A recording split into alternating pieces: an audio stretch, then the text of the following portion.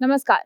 आईपा के मंच पर आप सभी का स्वागत है। आईपा यानी कि all India progressive politics association एक ऐसा संगठन जिसका मकसद है प्रगतिशील राजनीति को बढ़ावा देना, जिसका मकसद है ऐसे मुद्दों को लेकर बात करना जिससे देश और समाज का विकास हो। तो आज इसी कड़ी में हम आ पहुंचे हैं इंडिया विधानसभा। यहाँ पर हम बात करेंगे मौजूदा विधायक हाकिम लाल चंद बिंद से।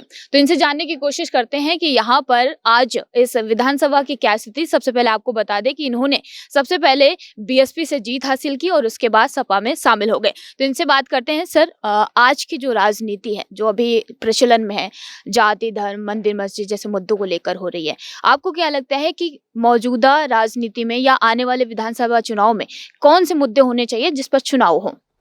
देखिए, मूल मुद्दे जो है शिक्षा, स्वास्थ्य, रोजगार के होने चाहिए। लेकिन भारतीय जनता पार्टी की सरकार ये उत्तर प्रदेश की जनता को सभी चीजों से वंचित करने का काम किया है। बात अगर हंडिया विधानसभा की जाए तो 5 सालों में 5 साल पहले की क्या स्थिति थी हंडिया विधानसभा की और आज की क्या स्थिति है? सर देखिए, भारतीय जनता पार्टी की सरकार है। भारतीय जनता पार्टी की सरकार में हम लोग विपक्ष के विधायक रहे। निश्चित रूप से भारतीय जनता पार्टी के लोगों ने अपने ही विधायकों को सभी योजनाओं का लाभ देने का काम किया था। हम लोगों से जितना बन पड़ा है अपनी विधायक निधि से हंडिया का विकास करने का काम किया हूँ।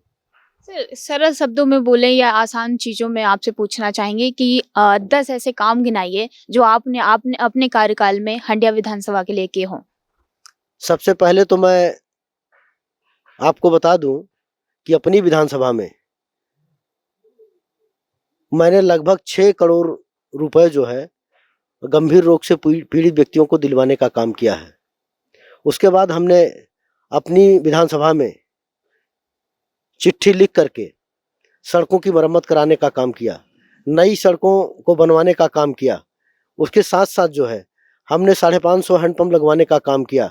हमने लगभग 150 हाई मार्क्स लगवाने का काम किया।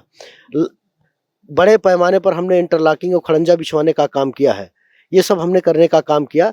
अब रही बात रोजगार की बात रही तो रोजगार तो भारतीय जनता पार्टी की सरकार में रोजगार संभव नहीं है। आने वाले दिनों में समाजवादी पार्टी की सरकार बनेगी तो निश्चित रूप से उत्तर प्रदेश में बड़े पैमाने पर रोजगार गरीबों को, बेरोजगारों को दिया जाएगा।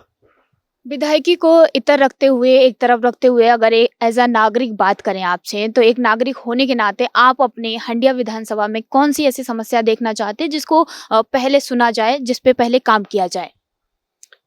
सबसे पहले तो मैं भारतीय जनता पार्टी की सरकार में सबसे बड़ी कमियां हमने ये देखा है कि शिक्षा का स्तर तेजी से गिरा है। 5 सालों के दौरान में शिक्षा का स्तर गिरा है। आप कंपेयर करिए दिल्ली और उत्तर प्रदेश की शिक्षा में, जो प्राथमिक विद्यालय में शिक्षा है, और वहाँ के भी विद्यालय में जो है इंग्लिश मीडियम जैसे शिक्षण का कार्य किया जाता है। लेकिन यहाँ देखिए आज भी टाट पर बैठने के लिए बच्चे मजबूर हैं। और हमारी सरकार बनेगी तो निश्चित रूप से सबसे पहले इन प्राथमिक विद्यालयों पर शिक्षा का स्तर बढ़ाने का काम करेंगे हम लोग। और प्राइमरी में बेंच और डेस्क लगवा करके हम लोगों की शिक्षा की दिशा में कीर्तिमान स्थापित करने का काम करेंगे। सर, आपने बात की रोजगार की। मौजूदा सरकार ने दावे किए हैं, पोस्टर लगवा दिए। उत्तर प्रदेश में कई जगह पोस्टर लगे हुए हैं कि हमने युवाओं को रोजगार दिया। कितना सही मानते हैं आप इस दावों को? एक बात बताइए हमको, जब इनके पास संवैधानिक संस्था, सरकारी संस्थाएं ही नहीं बच रही हैं तो नौकरी गरीबों को देंगे कहाँ? बेरोजगारों को देंगे कहाँ से नौकरी? इनके पास ये रेलवे स्टेशन बेच रहे हैं, ये बैंक बेच रहे हैं, ये एयरपोर्ट बेच रहे हैं, ये भारतीय जीवन बीमा निगम बेच रहे हैं, पेट्रोल डीजल की कीमतें आसमान छू रही हैं। बताइए ये रोजगार कहाँ से दे पाएंगे? इनके पास रोजगार का ऑप्शन नहीं है। ये सभी प्राइवेट संस्थाओं में देकर सभी संस्थाओं को और जो है डेली बेसिस पर ये मजदूर रख करके काम कराने का काम करेंगे, जिससे इन लोगों का ज़्यादा से ज़्यादा लाभ हो। तो आप कहीं ना कहीं सहमत हैं कि इस सरकार में प्राइवेट ही सही बट रोजगार मिला है? प्राइवेट रोजगार क्या? प्राइवेट रोजगार से चलेगा? आदमी 10 दिन काम करेगा जैसे मनरेगा की तरह, 90 दिन काम करेगा, बाकी दिन बैठा रहेगा। वही कंडीशन रहेगी इनके यहाँ, इनकी सरकार में। चलिए सर, आपसे पूछते हैं सीधे सीधे तौर पर अगर सवाल किया जाए तो जो गवर्नमेंट की तरफ से बजट एलोकेट किया जाता है विधायकों के लिए, उसमें से आपने अपने विधानसभा में कितना बजट यूज कर लिया और कितने % अभी बचा हुआ है और जिसको आगे यूज करना चाहते हैं आप? हमने अपनी विधायक निधि सारी यूज कर ली है। सभी प्रस्ताव हमने भेज दिया है।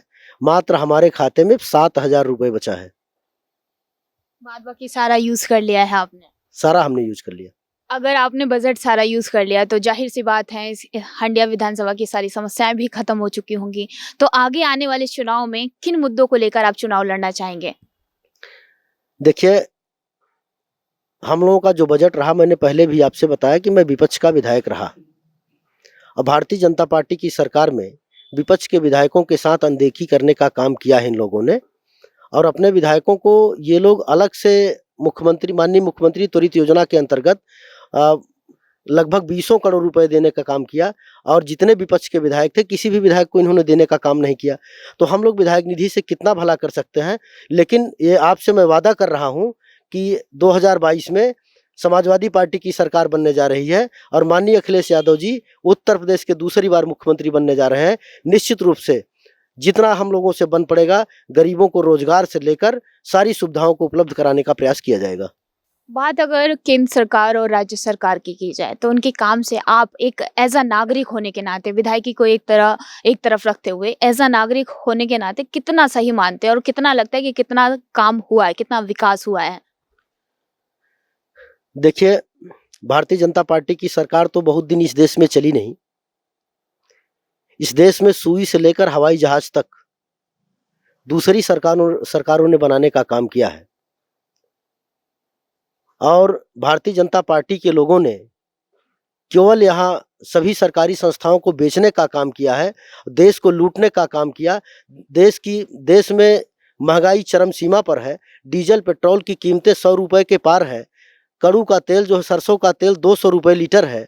तो ऐसी कंडीशन में भारत सरकार और प्रदेश सरकार गरीबों का भला क्या कर सकती है। हम लोग भारत सरकार से और प्रदेश सरकार से बिल्कुल सहमत नहीं इनके कार्यों से। निश्चित रूप से ये देश बिकने के कगार पर जा रहा है। सर, बात की जाए आज की राजनीति की, तो कहीं ना कहीं जो आज के राजनीति में राजनेता हैं तो मिडिल एज के हो चुके हैं। तो उसमें युवाओं की भागीदारी किस हिसाब से होनी चाहिए? क्या नीति होनी चाहिए जो आज की राजनीति में युवा भागीदारी ले सकें? देखिए, देश और क्षेत्र का विकास, प्रदेश का विकास शिक्षा, स्वास्थ्य, रोजगार से ही संभव है। और जब यूथ जाएगा, चाहे राजनीति का क्षेत्र हो, चाहे जिस क्षेत्र में जाएगा, निश्चित रूप से देश और प्रदेश का भला होगा, जनता का भला करने का प्रयास करेगा। सर, आपने बोला कि युवा भला करेगा, देश का करेगा, जनता का करेगा। लेकिन जब युवा अपनी आवाज़ उठाते हैं तो कहीं ना कहीं उन्हें दबाने की कोशिश की जाती है, उन पे देशद्रोह के एक तरह से कह सकते हैं कि उन्हें दबाने की कोशिश की जाती है और कहीं ना कहीं उनको पीछे कर दिया जाता है। क्या रीज़न मानते हैं, किसको इसके पीछे मानते हैं और किसकी कमियां मानते हैं आप? देखिए, ये देश जो है, भारत देश सबसे बड़ा लोकतांत्रिक देश है। अगर देश आज़ाद होने के बाद अगर किसी सरकार ने लोकतंत्र की हत्या करने का काम किया, तो भारतीय जनता पार्टी के लोगों ने लोकतंत्र की हत्या करने का काम किया है। अगर बेरोजगारों के ऊपर मुकदमा लिखवाने का काम किया, जिन्होंने अपनी आवाज़ उठाने का काम किया, जो नौजवान अपनी आवाज़ उठाने का काम किया, उसके ऊपर मुकदमा लिखवा कर जेल भेजने का काम किया, देशद्रोह लगाने का प्रयास करने का काम किया, तो ऐसी सरकार से हम लोग को छुटकारा पाने की ज़रूरत है। और निश्चित रूप से उत्तर प्रदेश से और भारत देश से जब तक भारतीय जनता पार्टी की सरकार नहीं जाती है, तो निश्चित रूप से इस देश की जनता का भला होने वाला नहीं है। सर, आज के टाइम पे आने वाले विधानसभा चुनाव हैं, इसमें कहीं ना कहीं प्रयागराज बहुत ऊपर है। प्रयागराज को लेकर हर नेता, कोई भी मंत्री हो तो कहता है कि प्रयागराज में हमने काफ़ी विकास किया है। आपके नज़रों में 5 सालों में कितना बदला प्रयागराज? जो प्रयागराज की जो ज़मीनी हकीकत है वो क्या है? ये तो हमें लगता है आप भी प्रयागराज की रहने वाली हैं। सर नहीं, हम दिल्ली से आए हुए हैं, हम बस प्रयागराज का जायजा लेने आए हुए हैं, आप लोगों से ही जानना चाहते हैं। प्रयागराज में आज भी 1% बदलाव नहीं हुआ है। निश्चित रूप से अगर गरीब जनता का टैक्स जा रहा है, सरकारों को जो हम लोग टैक्स देते हैं, गरीब जनता टैक्स देती है, उससे अगर सरकार काम करेगा, सरकार तो उसी से काम करेगी, लेकिन ख्याति उपलब्धि उसकी मानी जाती है। तो भारतीय जनता पार्टी की सरकार में ऐसा कोई काम नहीं किया गया है जो हम लोग भारतीय जनता पार्टी का गुण गाने का काम करें। एक नागरिक के तौर पर विधायकी तो एक तरफ रखिए क्योंकि चुनाव आने वाले हैं, नागरिक होने के नाते बताइए कि उत्तर प्रदेश की बात की जाए तो कितना विकास हुआ, क्योंकि मौजूदा सरकार लगातार दावे कर रही है कि उन्होंने विकास को ही आगे रखा और विकास के मुद्दों पर ही राजनीति की, और अब की बार कहीं ना कहीं एक बार फिर से लहर देखने को मिलेगी। तो आपको क्या लगता है अब की बार कितनी लहर होगी और कितना विकास? देखिए, जब से भारतीय जनता पार्टी की सरकार बनी है, जाति और धर्म और मजहब की राजनीति इन लोगों ने करने का काम किया है। उत्तर प्रदेश में विकास करने का काम नहीं किया। अगर इन लोगों ने कुछ करने का काम किया तो जो इनके समर्थक नहीं है, मुस्लिम भाइयों के मकानों पर बुलडोजर चलवाने का काम किया, गरीब जनता का खून चूसने का काम किया। लेकिन भारतीय जनता पार्टी के जो भी माफिया लोग रहे हैं, एक भी लोगों के घरों पर बुलडोजर नहीं चला। अगर ये जाति और धर्म और मजहब के आधार पर इन लोगों ने घरों पर उनके बुलडोजर चलवाने का काम किया, उन्हें जेल भेजने का काम किया है। तो सर आपने बोला उत्तर प्रदेश का कुछ विकास इन्होंने करने का काम नहीं किया है। आने वाले दिनों में 2022 का चुनाव होने जा रहा है अभी थोड़े दिन बाद, तो निश्चित रूप से जनता इनको मुंहतोड़ जवाब देने का काम करेगी और ये 100 सीटों के अंदर सिमट जाएंगे। चलिए सर, अगर बात आपकी करें तो अब की बार हंडिया की जनता आप पर कितना प्यार लुटाएगी? सीधा सीधा कहें तो अब की बार क्या लगता है आपको कि आपके काम से जो हंडिया की जनता है वो खुश है, एक बार फिर से आपको मौका देना चाहती है या नहीं? देखिए, किसी भी नेता से किसी भी विधानसभा में 100% जो है जनता खुश नहीं रहती है। और निश्चित रूप से जितने हमारे मतदाता हैं, हमारे वोटर हैं, हमारे सपोर्टर हैं, वो हमसे खुश हैं। आने वाले दिनों में माननीय अखिलेश यादव जी टिकट देने का काम करेंगे तो मैं हंडिया विधानसभा से चुनाव लड़ करके कम से कम 50,000 वोट से जीत हासिल करके माननीय अखिलेश यादव जी की झोली में हंडिया की सीट देने का काम करूंगा। चलिए सर, आपसे एक बार और कहना चाहते हैं कि हमारे ये संगठन है आईपा, तो ये सिर्फ ऐसे मुद्दों पे बात करती है जिससे कहीं ना कहीं देश और समाज का विकास हो। इस मुहिम को आप कैसे देखते हैं? देखिए भाई, आप लोगों का जो संस्था है निश्चित रूप से सराहनीय है। आप लोग बधाई के पात्र हैं।